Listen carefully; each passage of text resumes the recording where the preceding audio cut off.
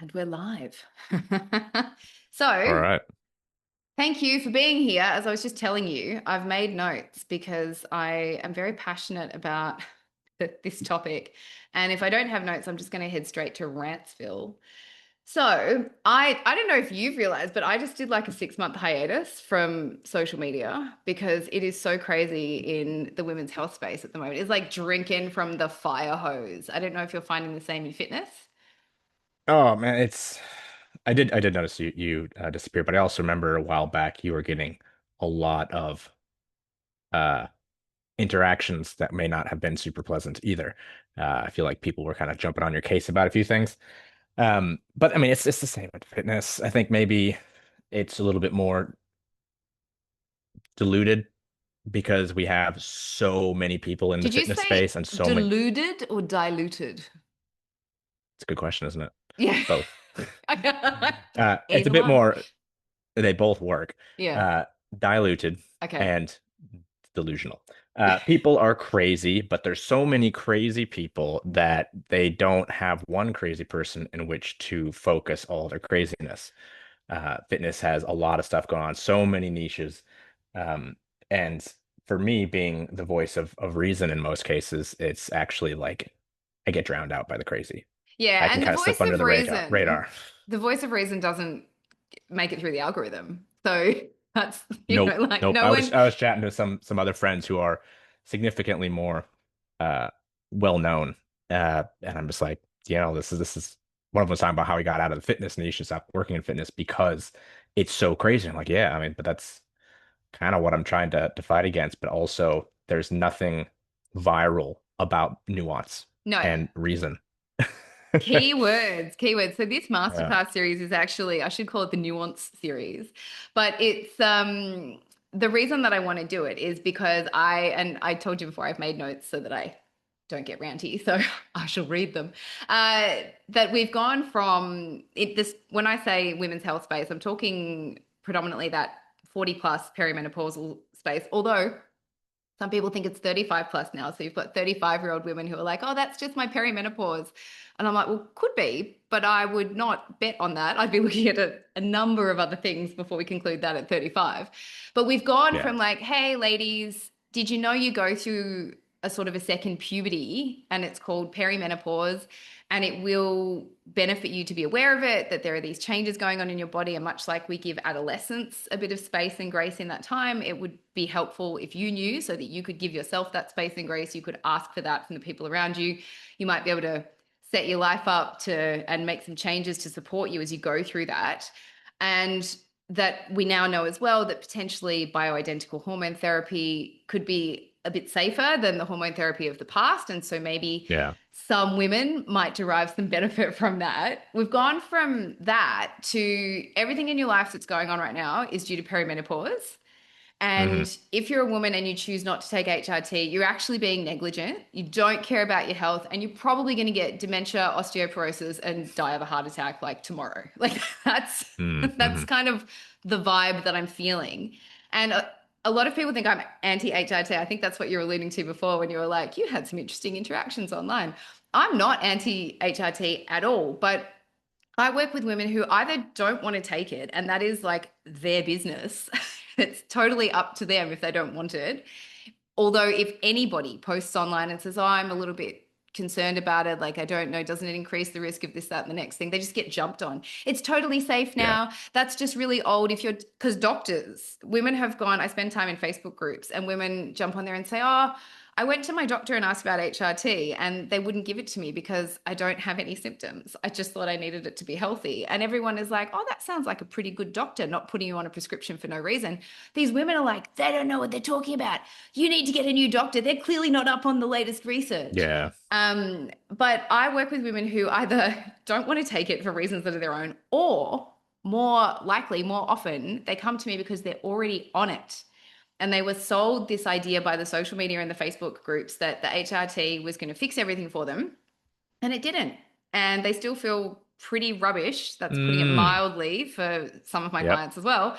And they don't know what else to do. And they're just feeling alone and confused. And It's because HRT by itself, nothing works, well, very few things work by themselves, if anything.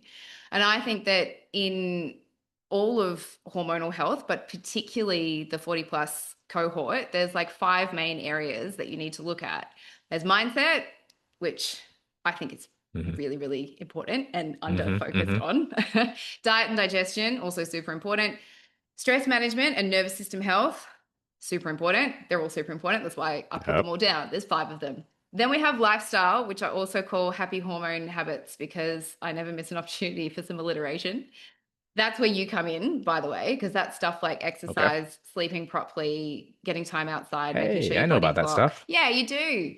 And then supplements. And HRT is in the supplement category because it is a supplement. So Yeah.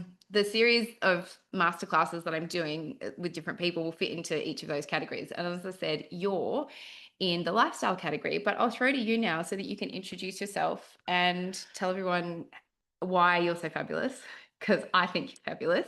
And also, actually, we just for shits and giggles, we'll tell everybody how we know each other. We have known each other because I was, you know, how before you get on a You podcast or did the math? whatever, you start thinking about, oh, we could say this, we Yeah. could say that. And I was like, oh, we've known each other for what, 15 years, thereabouts? 13, maybe? We'll say that. Yeah, Makes me, somewhere around. Yeah, that makes me feel somewhere around better. there. Yeah. Yeah. Yeah, I think so. Yeah, we Somewhere around there. studied Yeah, it's definitely over a decade. we studied Chinese medicine together, but then also you Yeah. were my fitness coach for a while, and I've had Yep. several fitness coaches in my life, and I've been a gym goer and an exerciser all my life, but I've been in gyms since I was 18. I'm 45 now, and you are, I don't mean to embarrass you, but you are the best. Like of everyone that I've ever worked Well, with, you are hands down the best. we can And just leave the podcast there. you can tell, yeah, we're done. Thanks for attending. Yeah, That's it. Thank you. tell the people about yourself. I'm Coach Josh. I live down in Hobart, Tasmania. I got a funny accent because I grew up in the U.S. Gosh, what do I talk about? I feel like I've done so much and so little. It all kind of blends together. Well, Um, the more you do, the more Basically, you realize you don't know, right? yeah, that's right. If you're paying attention. Yeah, so I work in the health and fitness space. So I've been on both the coaching and education sides of the equation for many years now. I've spent my first career was in massage. And then simultaneously coaching through combat sports and strength and conditioning. Um, I taught the massage courses in Melbourne for 6 or so years, and then I taught the personal training courses here in Hobart for about 5 years. Recently switched into a role, well, I guess almost a year ago, last year, switched into a role working to coach and mentor personal trainers as they come into the industry through a chain gym. So personal training manager for a number of gyms. Uh, and it's always been sort of this combination of education and coaching, teaching people how to do stuff, and then on the other side, teaching them how to do stuff. So it's getting into an industry and learning a skill set, and then learning how to get the things that you want out of life. And that's kind of always been my focus with coaching. My brand is Strong for Life online coaching. It's strong for life. The goal is always contextualized to what are the things that you want to do with life? How do we get you those things?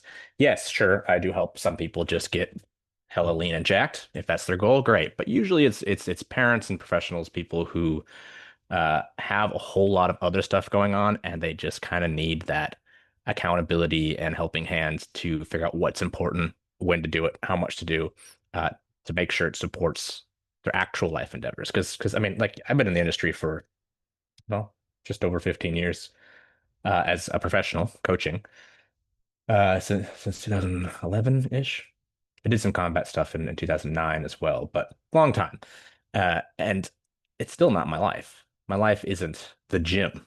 I do gym stuff to do the other things I want in life. And these days, it's surviving, being a parent of two young boys, and then the things that we want to do around that. And so that's the kind of the vibe I bring to what I do. It's like, okay, what do you want to actually accomplish in life? All right, well, let's figure out how we can keep you looking, feeling, performing the way you want to for those endeavors Yeah, and for as long as possible. as long as possible. Yeah. Keeping you doing what you love to do for as long as you love to do it. That is the goal. You have some very snazzy ways of putting things like Strong for Life. I love it. I don't think I've actually ever told you that. I love it. I love that it Thank you. works on many levels. And what you just said, fantastic. To that end, what you just said about training for a reason, I think women in certainly in the 40 plus group are being screamed at the moment that they have to lift weights, lift heavy weights. And I wanted to ask you, first of all, why does weight training matter for humans, but especially for women of that age? And the reason I'll sort of say for humans is because I think this is where, again, the conversation in perimenopause, they're like, well, your bone density goes down and you become more Hmm. insulin resistance and your muscle and coordination, you can increase the risk of falls. And like, yeah, that happens to dudes as well, though, right? So, yeah. So, can you tell us a little bit about why weight training is so important for humans and why it matters Yeah. more as we get older? Yep. So basically, let's look at first of all, let's take out performance. Let's not look at sporting. Let's not look at performance and optimization. Let's just look at, let's say, health and quality of life. So health span. Over time, as we all know in our age brackets, uh, your body doesn't do everything the way it did or look the way it did when you were 19. Um, in my case, I think that's a benefit. I was pretty scrawny. But let's say the aging process typically results in, like you said, reduced bone mineral density, reduced muscle mass, reduced coordination. All these things are, and we could even say something like just like a cognitive decline slowly in some domains. Not so much in knowledge and maybe not problem solving, but maybe the ability to be more adaptable. That does decline over time. You become a little bit less adaptable in your thought process. So we have this unfortunate, what we call a decline. It does worse for more, worse for some people, better for some people, whatever. We see this over time. Uh, Basically, if we had something that reversed that process or slowed it significantly, we would say, okay, well, this is the fountain of youth. This is the thing that stops the aging process or slows it. Um, and that's what resistance training is. It does the opposite of all those things. Um, you increase your bone mineral density, you increase your muscle mass, you increase your coordination. It has positive effects on your mood and your cognition just by moving against resistance. And I mean, that's alone is amazing. Like, why would you not want this? Um, if we could put it in a pill, everybody would be taking it. Yeah. But it's hard work, and we got to kind of talk about that. But in general, it is the anti-aging thing. I always say that, we are much closer to sharks than we like to think. If we stop moving, we start dying. So moving in general, and this is where we're going to kind of branch off from gym broism Mm. to movement, Hmm. to resistance training, not necessarily being, like pumping iron with Arnold Schwarzenegger. There's many, many ways to do this. And I'm not like I am with diet, I'm non-dogmatic. We could talk about what that means, but it's basically, you need to do something. And doing something against resistance and having that progress over time is the closest thing we have to a fountain of youth. And if we look at this general process for humans, as you say, what's interesting to look at is that although we see these trends in physical decline over time, uh, what we see with resistance training is that both men and women at basically every age group adapt in a very similar fashion to resistance training. So when we look at, let's say, older athletes, because there's more research on athletes than there are normal people. So we can look at the athletic studies and we see something like, you've probably seen this, the cross section of the thigh between a 70-something-year-old triathlete and an average 70-year-old and a 20-year-old triathlete. And you look at the ratio of muscle to um, what do they call it? Like alveolar tissue, like this connective tissue that takes up space in your body that's not quite fat, but happens as you age. As you lose muscle mass, your body still wants to retain shape and structure, so you get this connective tissue feeling. And some of it's fat. But you look at these cross sections, you say, this 70-something-year-old, I think it was like a 73-year-old, looks basically the same as the 20 to 30-year-old when we look at the cross section of the thigh. But when you look at a normal 73-year-old who is sedentary, because the default these days is sedentary, you can tell who is who. But it's so hard to tell the difference between the 70-something-year-old that's active and the younger person that's active in terms of amount of muscle mass. Now, there would be a difference in like the 20-year-old is probably bigger than the 70-something-year-old, like physically larger, but the ratio of muscle to other tissue was almost the same. And when we look at the studies that show older adults getting into athletics, getting into resistance training, they adapt almost the same as younger people do in terms of the ratio of, say, strength increases, the ratio of neurological adaptation, the ratio of um, muscle mass increase. We see the same basic processes happening at a similar rate, not the same, but very similar rate. The difference is when you start at 70, you can't do as much work. So recovery becomes an issue. Whereas you can do way more work. And if you're getting, say, a 1% increase in adaptation at 20, and you get a 1% increase in adaptation at 70, but you're only able to do 2 sessions a week versus five, then we see a change in how much total change is happening in the body as opposed to, the percentage of effort to adaptation, So if if I that were to makes sense. summarize what you just said to make sure I'm understanding and to Yeah. simplify it, it's never too late to start, but it's better to start early. I could have just said that, but yeah, yeah. And I hear Like, that all the no, time. I But just wanted to our, make our, sure our that I was mutual friend, following. Greg. Think of our mutual friend, Greg, Yeah. Oh, Greg is also right? such a fabulous human, right? Legend. Yeah. Yeah. Great, great guy. Shout out to Greg. He started at 60, completely out of shape. Yeah. Yeah. Yeah. He was really out of shape. And he had a good foundation when he came to me, but we got him buff. Yeah. And he was motivated and we've uh had a conversation since, and he started his personal training courses a couple of years back. 'Cause he's like, "Do you think I could do it?" I'm like, "Yeah, man, just do it." Like there's literally I got another client slash friend who started in his 50s and he's 3 years on, maybe 4 years working with me. I don't know, but he's almost finished with his qualification too And for we personal need people training. like that. And this That's is that's what we exactly what I say. I was like, need we need that. in the it's not that you can't us as a younger person can't connect and help someone in their 60s because we can, but I think there is always so much benefit to having been there and Yeah. walked the path and done it. And Yeah. so I'm so excited when I hear stories like his. So it's never too late to start. So if you're not Nope. currently doing much, don't panic. But it's better to start early. So to that end, That's what brought me down to Greg, is because yeah. that's exactly what he said. Like we did a little video interview at one point, and he's just like everyone I talked to in that age group's like, I just wish I would have done this 30 years ago. Yeah. Never There's too no, late, but it's man, yeah, exactly. And I think we are allowed to sort of have that thought process, but it doesn't do us any good. We start when we start, and that's the thing to focus on. And so I'd exactly. like to ask you now about resistance training and lifting, because I think that's the kind of the common. I'm trying to address these things that women might be seeing floating around online at the moment so that it can give some context to them.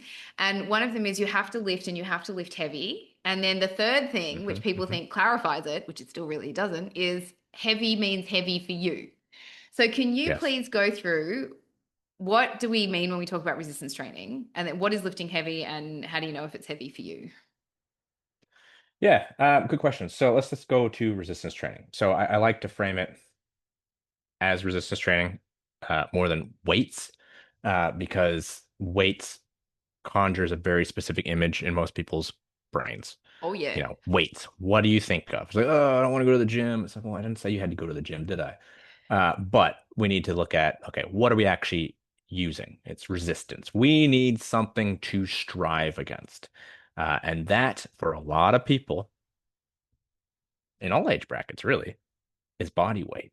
Mm. But almost too often, that is more weight than they can handle, especially if you are overweight. So resistance could be anything from your weight to bands to dumbbells, barbells, cable machines, your cat, your dog, your child, like anything that you can use to strive against, to push against. There is no set thing that is better than other stuff. It's about what you can get to, what you can use consistently. And that's one of my big things too, is like it's always better to do something than nothing. And whatever you can do consistently is going to be the best option. Yeah. So I'm not saying weight training, I'm saying resistance training because it doesn't matter what you use. Now, if we look at what we mean by heavy, so yes, the best thing you can do as you age is engage in regular, uh, vigorous striving, uh, pushing against resistance that is challenging for you. And so we have a few ways of calculating this. Generally speaking, if we're trying to elicit adaptation to muscle and connective tissue, so most people think about the muscle side of stuff, but What does that mean? Adaptation to muscle and connective tissue. yeah. So adaptation is the body getting used to what you do. So you are adapting to what your body or what you're putting your body under. And I'm trying really hard not to jargon too much here. It's It's it's inevitable though when it, you're a it is. subject I'm matter I'm trying to. expert. But that's why I'll just be like, what does that mean? Yes. So the basic principle of all training is what we call the SAID principle, SAID, specific adaptation to imposed demands. That basically means that your body will adapt to the things that you make it do. And there's sometimes some additional adaptation, but most of the time it's fairly specific. If you get really good at sitting down and standing up, that does not make you good at putting something up on a shelf. Yeah. You will adapt to the things you do.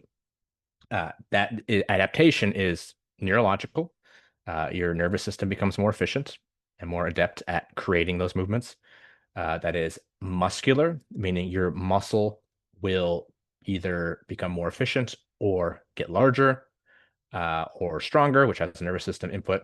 Your connective tissue, your ligaments, and your tendons, they also adapt to these things. Your muscles pull on tendons. Ligaments are what hold your joints together.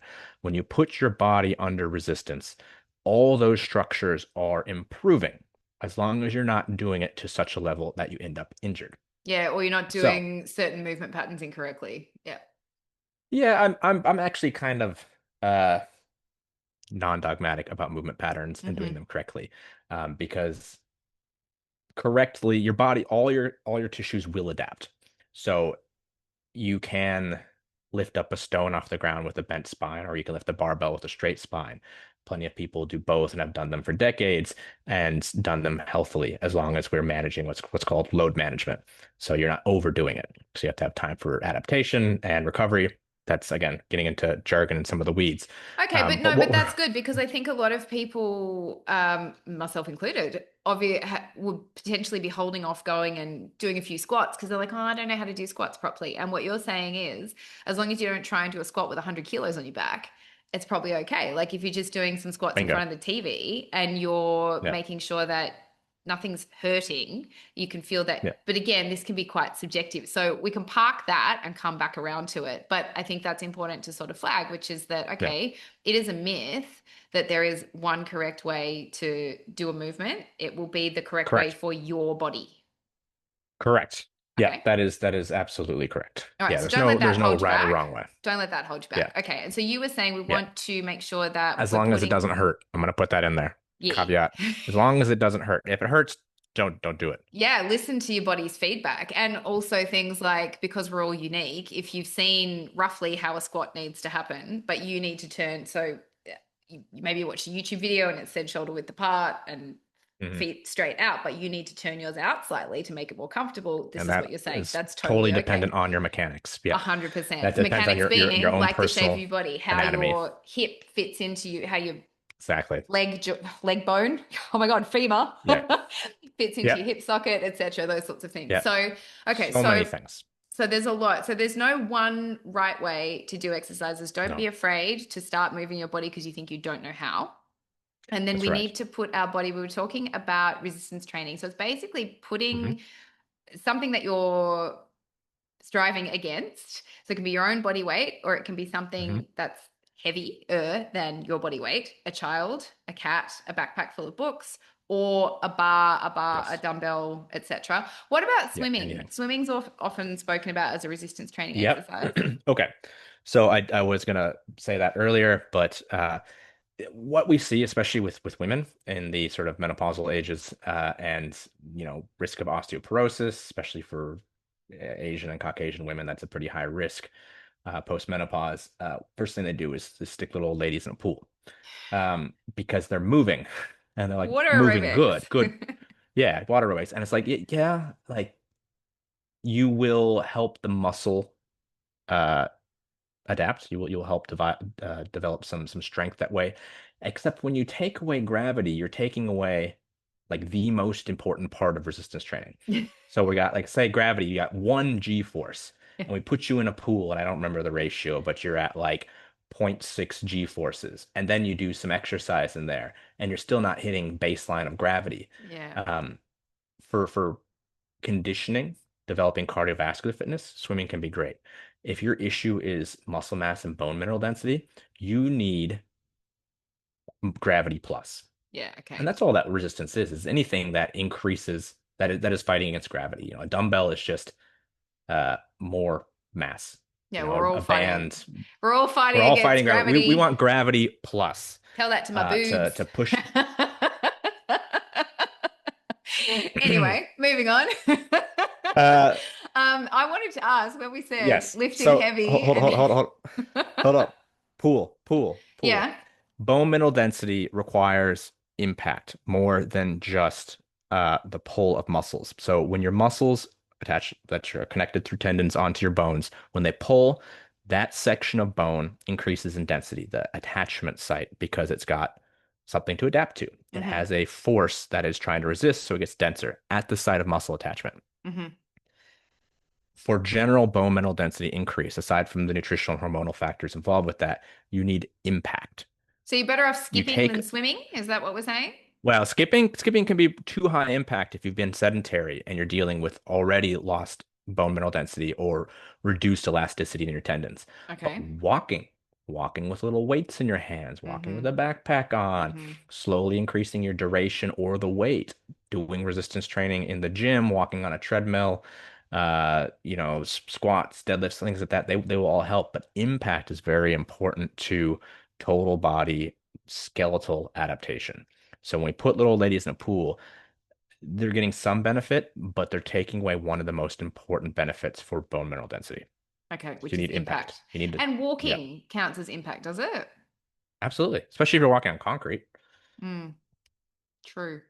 Yeah, All you don't right. need a lot of impact to maintain sort of baseline, but you need to maintain that baseline, and then adding resistance on top of that will help as well.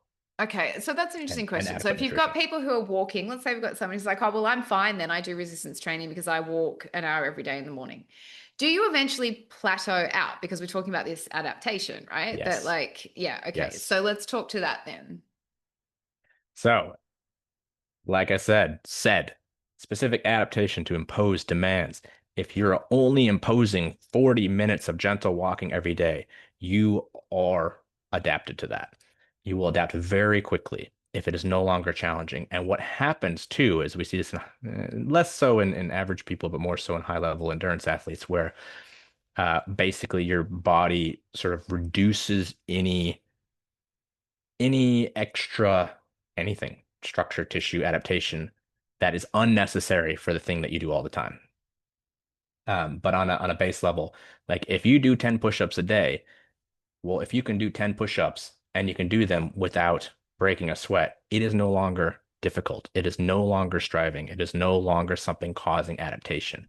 That is baseline. So So it's same with no walking. longer having any benefit effectively.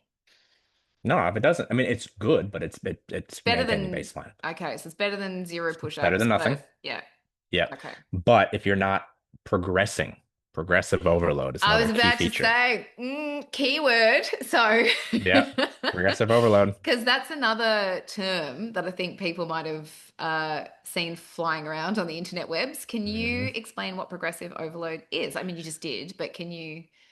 Yeah, it's really quite simple. If you do a thing and you want to keep getting better at that thing, you need to make it slightly harder every single time. Now, to within a limit. So the thing is, like, if we're looking at, say, push-ups, okay, if you can do 10 push-ups, you're not getting stronger by doing 10 push-ups. You need to increase some variable, and there's various There's various ways to change up variables. So that could be doing more. Yeah. Doing more eventually means you run out of time. Yeah. So, you could do 1,000 push-ups, but who has time for that? You'd be better off doing 10 push-ups with a 20-kilo backpack on. Yeah. Right. So you can increase duration or repetitions. Hmm. You can increase, so that's time you do something or the number of repetitions you do something for. You can increase the load, so make things heavier. You can increase the intensity through things like speed changes. So that doesn't necessarily mean faster. That could mean doing 10 push-ups as slow as I was about to possible. say, slow is harder. Ask anyone. Yeah. Yeah. Or increasing the density of your whatever training you're doing. Okay, you need to do as many push-ups as you can in 30 seconds. Go. And so you're trying to increase the number of reps within a set time as opposed to increasing the time, which then increases reps, Okay. or increasing the time while maintaining a certain number of reps. So like you can do them slower, you can do them faster, you can try and fit more within a set time, or you can try and do more over a longer time. Um, and that's just playing with timing and tempo. Otherwise, adding weight is the easiest way. Yeah, and the most efficient. And so that dovetails nicely into my next question, which is the age-old debate: lightweights, high reps, or Mhm. heavyweights, low reps. Is there a difference? What is the difference? Other than one is a lot more efficient than the other. Yeah, well, it just depends what you're trying to do. Time So if efficient, I should say, than the other. yeah, time efficient is the big thing here. So um it really depends on your goals. All this is again coming back to what you want to accomplish. Mm. And then how much time you have. So like when I was powerlifting, I go to Melbourne Uni powerlifting gym, and I would be there for like 2 hours, 3 hours.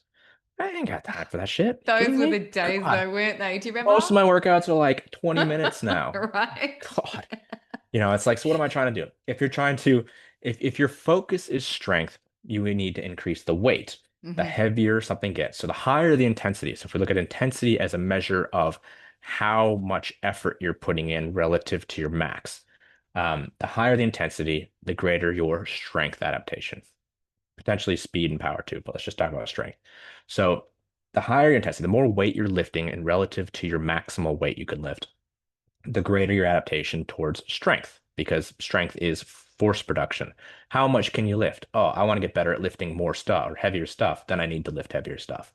The problem is the higher the intensity, the longer recovery you need.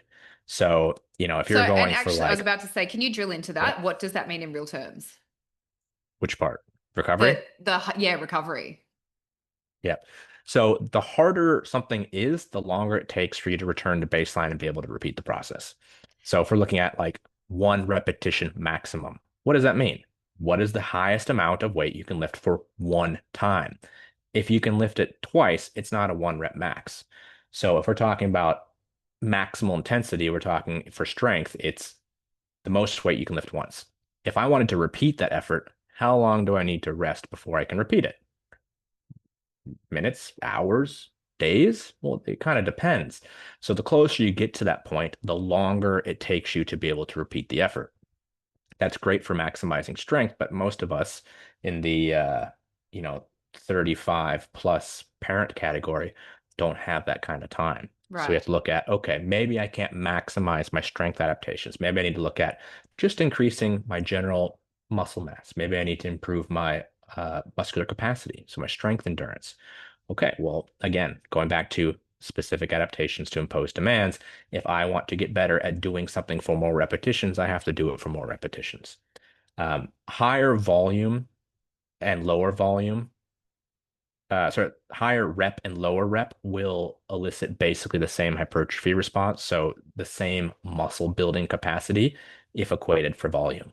So Yeah. if I need 30 reps to maximize hypertrophy. So 30 reps taken to near failure. Darling, Uh, can you explain for us all what is maximization yep. of hypertrophy? Yep. Just trying to build muscle the best you can. Yeah. Hypertrophy is muscle building. Well, Yeah. let's say it's muscle building. Yeah. So and this is where people are like, "Ugh, I don't want to build muscle. I don't want to go to the gym and get too bulky." Oh, if only it were that easy. If only it were If that only. easy. I would look like Schwarzenegger now if it was that easy. I do I know, not. yeah, Okay, right. so It's just actually saying. there's one woman online who I really love, and I think she naturally has that. What's the more muscular build? Endomorph, can't remember, but she naturally, Mesomorph. yeah, she naturally leans that way. And she Yeah. has these fabulous programs that people can do. And people are like, oh, but I don't think I want to do them because I don't want to wind up looking bulky like her. And I'm always jumping in the comments where I'm like, she did It's like not that's not wake how it up one works. day just looking like that. All right. You have Yeah. no idea the consistency over years, Yep. decades that this woman has put in. Specific to that adaptation. Exactly. So, all right. So, Yeah. we were saying how if you want to grow your muscles, then there's not Yeah. really a lot of difference between lighter weights done more and heavy Yeah. weights. As long as you're taking that to near failure. And so this Yeah. is where we're looking at the type of the type of stimulus your body needs to develop not only muscle tissue, but the associative connective tissue, your tendons and ligaments too. Muscle grows fairly quickly, tendons and ligaments very slow. Tendons slower, ligaments slowest. So there's no harm in taking things a bit slower if your focus is on connective tissue health. But the results are basically the same. And what we got in the studies is sort of between like 4 and 5 reps per set to 30. The thing is, as long as we're taking it to near failure, you're going to get similar results equated for volume. So let's say I'm trying to hit 30 reps. Well, I could do, yeah, geez, I could do 10 sets of three.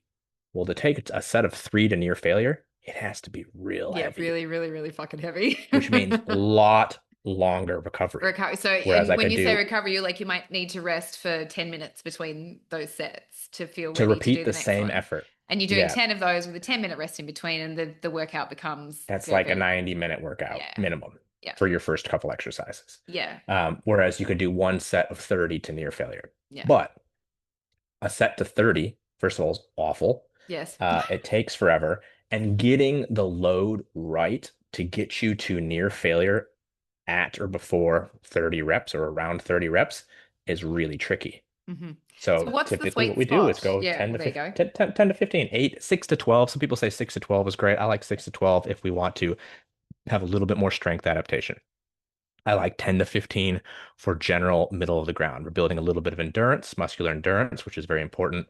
We're building hypertrophy, and it's sort of that sweet spot for you. You're going to get a little bit stronger, but it's also not so high rep that it creates a ton of wear and tear because more volume also means more wear and tear. Yeah. Lower volume means less, but more like nervous system fatigue. It can really wear you out.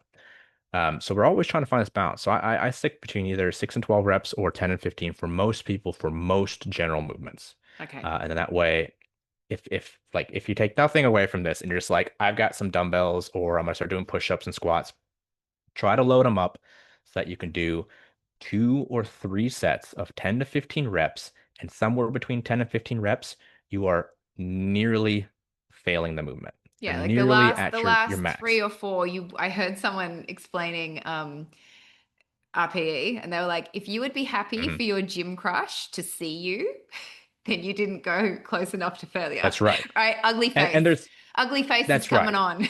on. And there's a few cues you can look at. It's not necessarily like, oh, this feels hard. It's Yeah. like, did the weight slow down? Yeah. Were you forced to slow your movement? Were you almost incapable of lifting it? Did you have to take a little That's when you pause can and do a stop. couple of these ones to get yourself Yep. fired up? Like, And then stop. yeah. Stop, rest for, 90 seconds, repeat the process. Yeah. That number will go down. You'll do less reps or you'll Yeah. have to lower the weight.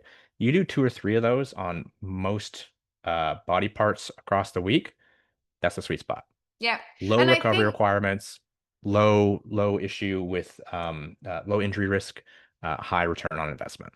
the majority of people who get into resistance training to begin with, I think they get into it because they either want to lose some weight or they realize they can't keep up with their kids or they've heard that it's good for longevity. And so they get into it not thinking about, well, I'd love to be able to squat my body weight, for reps. They just want to move a bit and be more healthy. And then of Hmm. that, there'll be a percentage of people who become very addicted to the gym Yeah. because it's awesome and very excited about getting stronger. And then you can kind of dig into the nitty gritty of what you were talking about. All right, well, what's Hmm. my goal? And do I want to compete in a comp or do I want to do this, etc. But Yep. really, for the majority of people, I think we just want to be helping our bones stay strong and maintaining some flexibility and maintaining some fitness. And then there's all of the stuff which we probably won't dig into today, but about the brain health and Hmm. insulin resistance, I think is an important one because a lot of people discover, or maybe they don't even discover, but they have signs of insulin resistance because they're putting on weight that they can't seem to shift. And the issue with insulin resistance is that it can set you up for metabolic disease, which can then Hmm. lead to serious complications like stroke or heart disease, etc. And certainly it's true for women that we lean a little bit more towards insulin resistance as we're going through this perimenopausal transition and when we're a bit older. But I think it's also true for men as well. Like it's a getting older thing. And one of the best things for reversal of insulin resistance is resistance training, which is what we're talking about now. Yes. So, all right. So, on the next question that I have on my list is about fueling, because if you are going to start Mm, working your body a bit more, you need to make sure that you're fueling it properly. And you and I, it's true. we see eye to eye on a lot of stuff, and diet's one of them where like we're not dogmatic about it. I will say I'll out myself here and say that if a vegan person came to me for help, I would probably refer that person just on the basis of it's I believe it's difficult to do it right. I'm not saying you can't, but it's difficult to do it right, and I don't have the You're skills definitely to handicapping yourself. I don't have the skills to support someone in that. And I also think that unless you have like a pretty serious ethical issue, and even then you can go and find yourself a local sourced, farmed, uh, ethically farmed, sustainably farmed, and small production person that can supply you with animal products, eggs as a minimum, then I think you're just Yeah. making it harder on yourself. So I do respect Yeah. everybody's choice, but I would not work with someone who who was on a vegan diet because I think it's much harder. Yeah. So that I've put that caveat in place. I think that humans need to eat some animal products, and everybody will have been hearing like you need your 30 grams of protein in the morning and protein. And so let's talk about why is protein so important and how do you know how much to eat and what are the best and kind of like favorite sources of protein. All right. So I'll keep this part simple. Everything you are is made of protein, and however much protein you think you're eating, you need to eat more. Yeah, exactly. It's not enough. It never is. And No. there, you get a lot of this. So if we look at public health systems, there's a big activist-led meat-free push. So everything you start to see this in public health institutions, public schools, things that was like meat-free Monday. It's like, why are you handicapping these children? Like that's literally the When their most brains are valuable source of developing. nutrition. That's right. We evolved using animal products because they work very, very well for us. They're very efficient, bioavailable. Uh, so we get this push through public health institutions and let's call them plant-based activist doctors who are like, people in the West are eating too much protein. It's like, no, they're not. They're chronically under eating protein and they're chronically overeating calories, pure, unadulterated, not cold pressed canola oil and such, things that are high energy, low nutrient value. So the number one source of calories in the Western diet is is oils. People are just consuming massive, massive amounts of stuff that has calories in it, but no nutritive value. And they're definitely under consuming the things that build your body. There's Protein. another one that so I'm doing a nutrition coaching course, which turns out I didn't really need to. There's been no information that's new up to this point. Don't know why I Mm, decided to, but anyway. And now you know. I did read today that they were saying as well in the US specifically, the carbohydrate that is being consumed by people is mainly in the form of sweetened beverages, which is Yes, also yes. calorie load as well because you were talking about total calories. So yeah, where Hmm. oils are sneaking in everything Yep, and sugar in everything, beverages, sauces, etc. And when I say sugar, it can come from different sources. High fructose corn syrup is yep, kind of yep, yep, it's all the same. It's all sugar. So, and I'm not saying yep, sugar's bad. I'm just saying that yep. overall It's a thing we need to be aware overconsumption, of. yeah, precisely. Overall Yeah, consumption of calories comes from yeah. these sneaky sources. Like you're saying, it's not coming from too much protein. No, it isn't. It isn't. And this is where, I argue with a lot of the plant-based people because they're like, there's too much animal products in the Western diet, and then you look at like percentage of calories, and 70% of calories are coming from plant sources because it's Mm, sugar and oil. yeah. anyway, protein, you need more protein. If we're going to be really concise and specific at the same time, I'd say in general, you can cover all your bases. You can hit that sort of middle ground between absolutely optimal and minimal at about 1.6 grams of protein per kilogram of body weight. A little bit less for some, more for others. Mm. If you get 1.6 grams per kilogram, you're pretty much in the sweet spot and you'll be just fine. Uh, if we're looking at that as a visual representation, look at your palm, the size, thickness, width of your palm. If you can get between 3 and 4 high protein density sources that are about the size of your palm per day, you're probably covering your bases too. Yeah, so Do you want to know what one those sources thing, are? we're going to get back to that. One thing I want to say is because protein is quite nutrient dense, it's quite filling, which is why it helps to reduce weight Yes. loss. It's one of the mechanisms that it has in helping reduce weight. Um, but this is where that another thing people have heard is prioritize protein. And what does that mean? And I think it's important to say if you're going to eat more protein, you will feel like eating less of the other stuff. So if you Everything have, else. for example, chicken, rice, and broccoli on a plate, and when I'm just using this example because it's really simple, not I think people have this idea that healthy food is boring, and I've just literally Yeah. listed the three most boring foods you can eat chicken, Yes. rice. However, for the sake of the example, if you had chicken, rice, and broccoli on the plate, the chicken will need to be a certain size because, again, protein, 30 grams of chicken is not 30 grams of protein, right? 30 So grams of chicken is a mouthful. yeah, right. So you have to calculate how much protein is in the sauce. And this is why people like your Mark Wahlbergs eat a lot of chicken because chicken has a high protein content per gram of chicken. Yeah. So you need to figure out how much chicken it's going to be to hit your number, and you eat that first. And then if you have room, Mhm. then you eat the broccoli and the rice. And I also, again, it's my philosophy that I think carbohydrates are good for women. So don't There's nothing necessarily, wrong with no, carbohydrates. 100%. But again, and we're going to do a second masterclass, you and I, on diet, because again, this, and We that's could get why into the weeds. right, I'm just skirting around the outside of it Yeah, in yeah. today's discussion because I could. So yeah, so yes, I would love now for you to tell everybody what you think some of the best protein sources are. Okay. So, although I am uh scientifically, objectively, and ideologically against a plant-based diet. Most of my protein comes from not meat sources, which is funny. So not animal sources, but not necessarily meat sources. I am like 50% yogurt and cottage cheese at this point.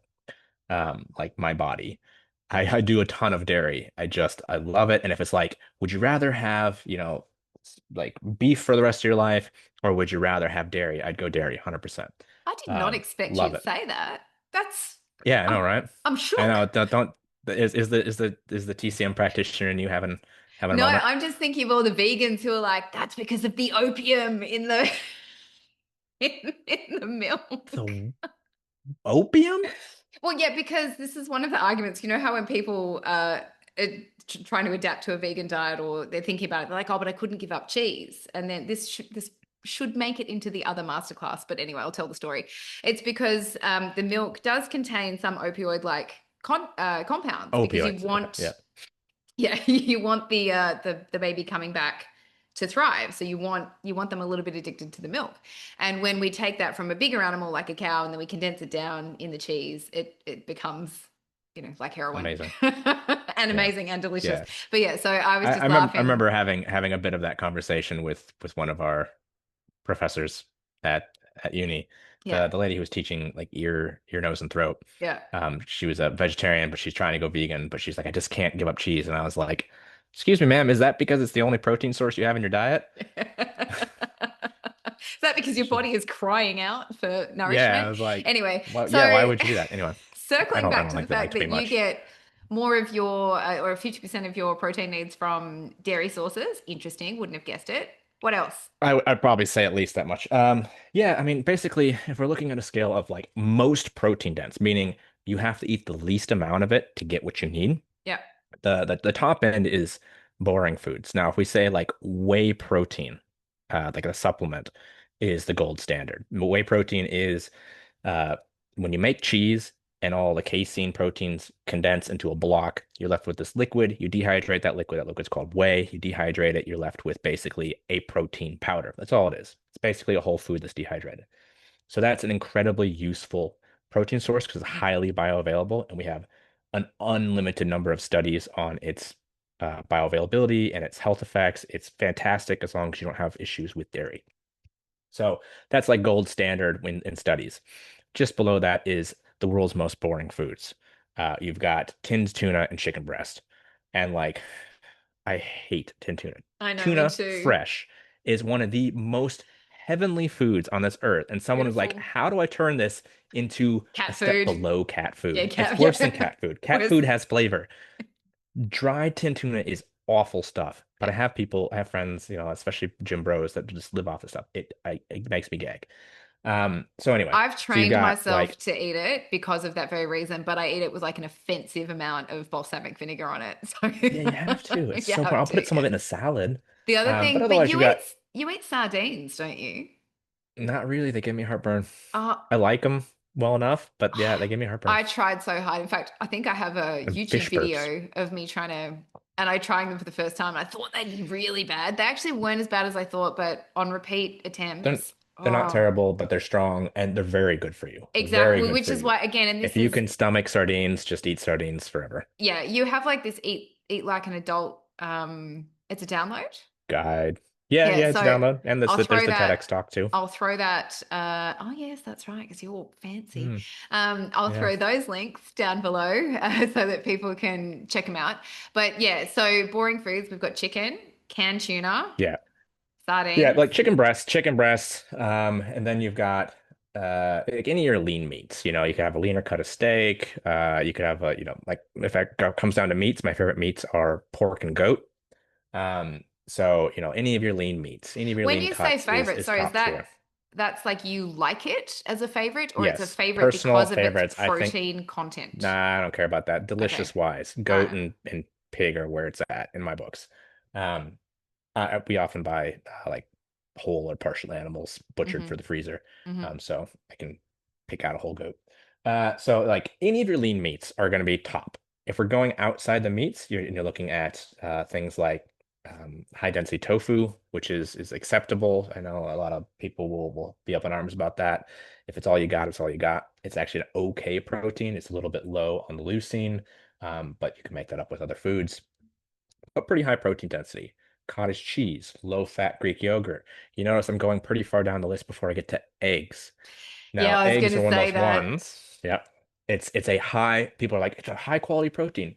Yeah, but you're not getting enough for the Do high you know, quality protein. I'm very, very committed to my health, and even I can't do 6 eggs straight off the bat in the morning. Like, Nah, me either. Like I got chickens, so we eat a lot of eggs. There's lots of things you can do with eggs. yeah, I do But eat them for you breakfast know, every day, but I have to pair them with something because I can't yes, just do I can't do six it. straight up. After I gave myself an intolerance for a couple of years because when I was going through my paleo phase, I was eating like dozens and dozens of eggs a Mm, week, and then eventually they just started making me sick, and I had to take like 2 years off. yeah. Um, but now I'm fine. But it's just like people look at eggs, think I eat an egg for breakfast. Okay, you got 6 grams of protein. If you weigh 70 kilos and you need 120 grams as your minimum, how many eggs do you think you're going to eat?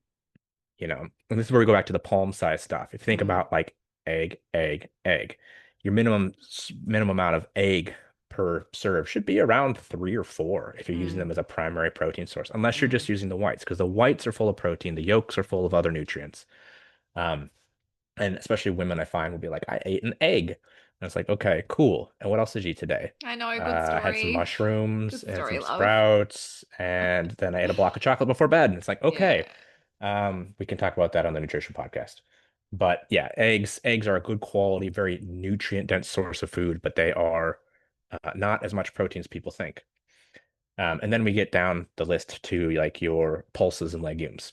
And this is where I have a objective issue with veganism as a optimal food source, because if you want to get your 120 to 150 grams of You protein have a to eat day, do so you have much any of idea them. how many beans you're supposed to eat? You're going to be eating 3 3,000 calories. cups. Yeah, it's A, it's Yeah, too you're many going to be, calories. B, it's just a yep, lot of food. Like I it's not a challenge gut load. anyone, and that's the other thing, the flatulence that many people, Mhm. because really they need to be processed, like soaked and sprouted, etc., to make them more digestible. Otherwise, it's just That said, farting I all have the a time. great baked beans recipe that I do in the slow cooker. Zero digestive issues with that. But, Amazing. maybe I'm we'll assuming talk about that will that on be the included nutrition show. in your, well, yes, we can put your recipe book in the That highlights of actually your that's not nutrition in a book. recipe book. That's just like a You've been light holding out super on recipe. everyone. Um, Yeah. okay, cool. So I'm going to ask you then the thing which I know is on everyone's mind, which is, oh my God, I could never eat that for breakfast. I'm just not a breakfast person. Okay. You're like, bad luck.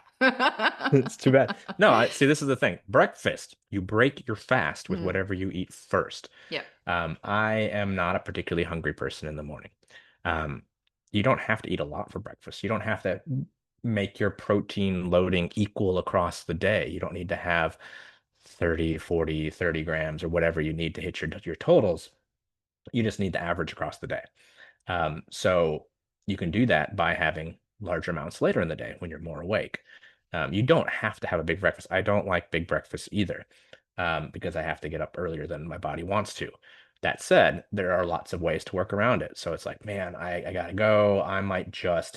Have I might have a piece of toast and a protein shake. I might have Yeah. a bagel and a cup of cream of cottage cheese. I might have a bagel and a protein shake. Like you can simplify as much as you want as long as you're getting the total across the day. You don't have to have it is beneficial in general to have more protein earlier in the day. Yeah. So But we'll drill again, into I'm that. not gonna harp about that. Yeah, we'll drill into that on the next one. But I think the takeaway for the protein section is if you are going to start growing your muscles, the building blocks of your muscles is protein, and you are probably not eating enough And your anyway. connective tissue and your Yeah, skin and your hair and your yeah, nails and yeah, your bones. The yeah. rigid structure of your bones is collagen. It's a So this protein. is something that I think is not addressed enough because women are being told that they need estrogen to protect their bone health, and there is some. We're gonna touch on that just at the end of this discussion. But I'm like, what about the protein? Like the collagen matrix in their bones needs to be addressed also because like estrogen can't make something out of fucking nothing. You need to Correct. be putting the right nutrition in. Yep. So And as far yes. as I know, estrogen has a bigger effect on the mineral density, but not the rigid collagen structure of bone. But I could be behind the times on that one. So they they talk about bone density. So it's the bone density that's affected, which Mhm. is, as you're saying, the minerals. And again, it's kind of while you're on it, I mean, we can talk about it now. Yes, there is a benefit to taking HRT for bone health and preservation, but it appears to only be beneficial when you're taking it. And the benefit, there was a study that was published in 2025 in, let me find, because I knew I was going to talk about it. I can't remember the name of it, it's a bit long. It was published in the Lancet Healthy Longevity. It was a UK study from the researchers at the University of Nottingham. And they analyzed health records from about 6 million women, and they were able to examine fracture risk for up to 25 years after women stopped HRT. So it's an observational study. That's one of its like weaknesses if we're talking Mhm. about going into it, but I'm not going to go into all of that today about how to analyze whether a study is strong or not. But Yeah, as go on. I got to wrap up pretty soon here. We'll Yeah, have to sure. leave some of this for part two. Yeah, exactly. So, in which case, I'll just say that HRT can be helpful, yes, at maintaining bone strength and health, but while you're taking it, and once you stop, it drops off very quickly. The protective effects. You go through a little transition period where you're actually at increased risk of a fracture, and then the further you get past when you stop taking it, the less effective it is. So you have to be on it forever, which you may choose to be, but that's just that's Mm, one of the other things that's not sort of spoken about is like, yes, it will protect you while you're taking it. Okay, yes. so then, given we've got to wrap up, I'm going to say the what I tell people who are looking to start moving is you've got like the four basics, the push, the pull, the squat, the thrust. Is there anything Hinge, hinge or hinge? thrust. Yeah. Yeah. So do you think that's a pretty good foundation? Is there anything that's missing out of that? Yeah. No, I mean, really, like we basically have like what we call the five primal movements: squat, hinge, push, pull, and then we have like core. Hmm. And core doesn't have to be crunches. It could be stability based work, pull off presses, plank variations, anything in that category. And then depending on who you talk to, there's category six, which is locomotion, which is like walking, crawling, rolling, tumbling, any combination movement that involves movement across the ground. Um, so it's like if you did a sit down, stand up, a bend over, pick up, a push something away, a pull something towards you, and then something in there that means you're walking or moving across space and time with some weight in your hand, you cover both core and locomotion. So it's like Okay. move around with something in a funny way as your last category. Okay. So for the push, pull, squat, thrust, we've got squat is a squat. That's pretty self-explanatory. Push, like Sit down, push-ups. stand up. Yep. Yeah, push-ups or push above your head too. Yeah, Lifting something over overheads, your head. overheads. Yep. Pull. What sort of movements are Yep. we talking about there? Pull something towards you. So a row, that could be a seated band row. It could be a cable machine row. It could Yeah. be bend over and lift up a backpack with just your arms for a while. Anything that you're bringing something closer to your body while your body remains stationary. Yep. And then the hinge or thrust. Yeah, pick something off the ground. Yeah. Like that's Ye- that's the main hinge movement we do. It's a deadlift. It's picking something off the ground and standing up with it. It could be hip thrust as well, which is more glute and hammy focused, and so Yeah. that's just squeezing your butt and pushing your hips towards the sky. And that Or can be like a done with your kettlebell shoulders on a thrust as bench, well. Do they go into that category? like a swing, kettlebell swing. Yeah. Yeah. Yeah, that's a hinge. That's a hinge. Hinge. That's basically a dynamic deadlift. Okay. All right. So they're kind of like the basics because I think this is the thing that people Hmm. think you have to be on these programs and change them up all the time. And really, the only reason you would need to change them up is because they get boring. But there, if you're doing those kind of 4 to 5 movement patterns consistently, making them a Hmm. little bit harder as you go for progressive overload, Yep. that's enough. It doesn't have to be complicated. Yeah. That will be fine for general health and lifestyle purposes. Yeah. Yes. Which is what we're talking about right now. Cool. Hmm. And then I think we already covered this where I said on my list, modifications for enjoyment. So like if people really, really hate the gym, and we've covered it, you don't have to go to the gym. You can find ways to work out outside. You can find ways to work out with your Hmm. kids. You can find ways to work out with your Hmm. friends.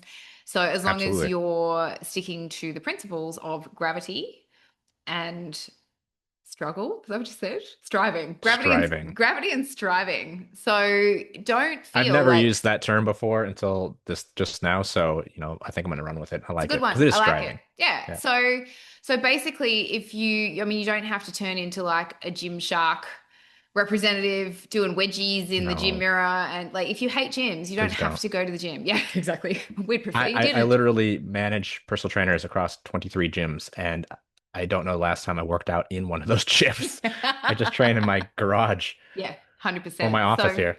and do you have like I think another guide that you've put out over the years for free is like a hotel Yes. room workout okay, cool. So I'll drop that below as I've got the well. beginner gym guide. The beginner gym guide. Fantastic. And that Yeah. is a good way of people to have a look and see, all right, this sounds like it's achievable for me. I don't have to go and join a gym for hundreds of dollars and feel awkward Oh. and not participate and so forth. There's plenty But of you ways can. that, I don't want to discourage that either because it no, is 100%. nice to have a space outside of your home and your daily life and your work that allows you to go and just do your thing. Plus, once again, social media is ruining it for everybody because the gym community is Mm, actually awesome. super cool. Yeah, Yeah. it's so great. And so it's just these idiots on social media that make it look awful and that everyone's judging you or that you have to have some perfect body, which is probably Mm, AI anyway. it Okay, all well, is. thank you so much for dropping all your knowledge bombs today. Is there anything as like a final pew pew mic drop moment that you want to have? But man, just don't overcomplicate it. Like, Yeah. my job is to Just say, do all these things and you'll get where you want to be. That's one side of it. But doing it on your own, people will just end up in paralysis by analysis and they'll think about doing that. Don't. Just find something. Put up some water bottles in a backpack, pick it up, push it over your head, sit down, stand up, push it over your head. Do that as many times as you can. Next week, put another water bottle in it. Yeah. Just simplify until that's too boring or uninteresting and you're not sure what to do next. Then look for more solutions. Like don't look for problems to solve until you run into them. Just do something. Yeah, do something. Something. And I think from what we talked about, I would say it's never too late to start. It's better to start Yep. earlier. Something is better than nothing. And there's Yep. no perfect way to do a squat. No, There is a way that works no. for your body. And the only way you're going to figure that Yep. out is by doing fucking squats. Correct. That's All it. right. Thank you. I will press stop on the recording thing All now. right. Look at my Thank you. technical technology skills.